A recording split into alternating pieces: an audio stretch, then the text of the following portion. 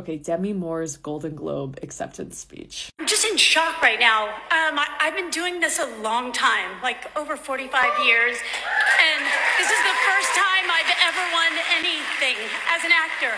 Meanwhile, also at the Golden Globes, we had Nikki Glazer, 40-year-old comedian who got the job to host the Golden Globes and is really at arguably the peak of her career after an unprecedented performance at the roast of Tom Brady. Nikki Glazer was dubbed Comedian of the Year by the New York Times. If I may, can I just read what this New York Times journalist wrote about her? Wearing a glittering dress and a strategic smile, she performs showbiz cheer, but underneath that shimmering facade is not just an ace club comic, but a restless artist exploring darker terrain. Glazer gets underestimated because she's filthy, but she can go high as well as low, cover universal subjects and meta-comedy analysis, do hilarious character work, look out Instagram moms, and brainy jokes. The year when it seemed like everyone had a comic take on why you shouldn't have kids, hers was the funniest. And finally, before I make my point, and don't worry, it's going to be a good one. I know it's been a long road to this point, but I would like to bring up the late Joan Didan. She was born in 1934, and while her writing career started in the 50s, 2005, she wins the National Book Award in Nonfiction for the Year of Magical Thinking, one of the works that present day she is most celebrated for. Year of Magical Thinking also got nominated for a Pulitzer Prize and a National Books Critics Circle Award. This book came out in 2005, okay? She was 71 years old when she produced some of her most seminal work. Joan Didan, Nikki Glazer, Demi Moore, all women whose arts and careers were celebrated later in life. We as a culture fetishize being young and successful, and I think specifically women in public-facing artistic careers feel that pressure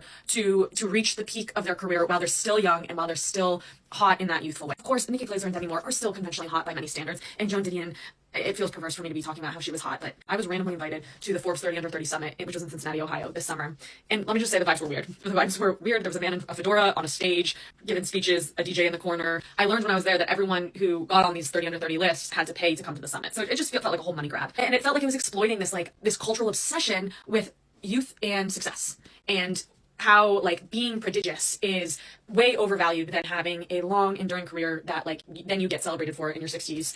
When sure, you're not sexy anymore, but you're probably way cooler. And that's kind of what I realized when I was at the 30 Under 30 Summit and when I'm watching these incredible women reach the peaks of their careers a bit later in life, which is it's so cool to be old and successful. That's actually the cool thing, because you've been through it. If you've endured a long career and you're still in the ring, giving it your all, that's fucking cool. This is just a reminder, time's not running out. You don't need to win some fancy award before you're 30 to be legitimatized in the space you want to be in.